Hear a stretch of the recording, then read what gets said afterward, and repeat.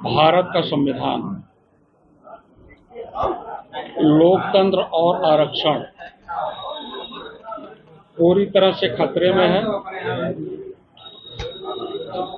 और जिन लोगों ने देश के शोषितों, वंचितों, पीड़ितों और महिलाओं के हक और अधिकारों को लड़ा, इतना अच्छा संविधान लिखा, ऐसे महापुरुषों को वर्तमान समय में डबल इंजन की सरकार ने सदैव अपमानित करने का काम किया और संविधान के अनुरूप किसी भी समाज और धर्म के विकास को आगे नहीं बढ़ने दिया। विकास के पहिए को रोक दिया गया। उसी मुहिम में बाबा साहब डॉक्टर अंबेडकर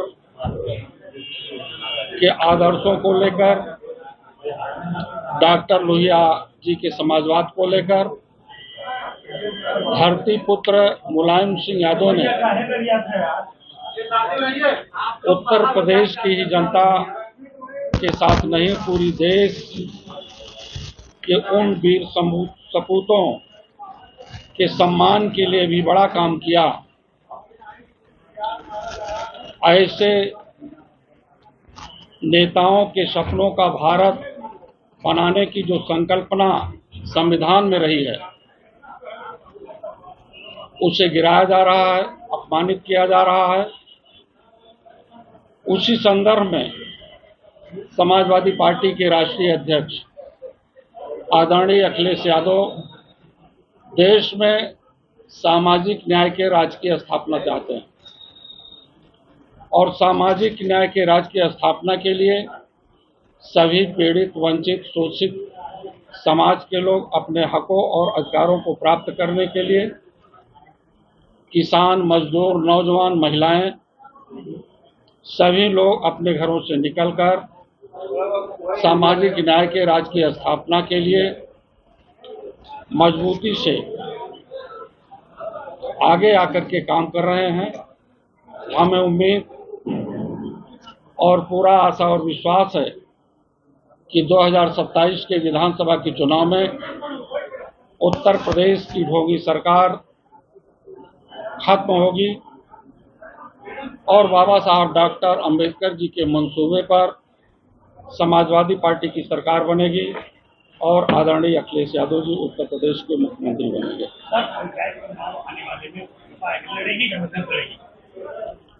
पंचायत का चुनाव गांव के विकास और तरक्की के लिए, नगरों के विकास के लिए है और इन्हीं पंचायत के चुनाव को लेकर के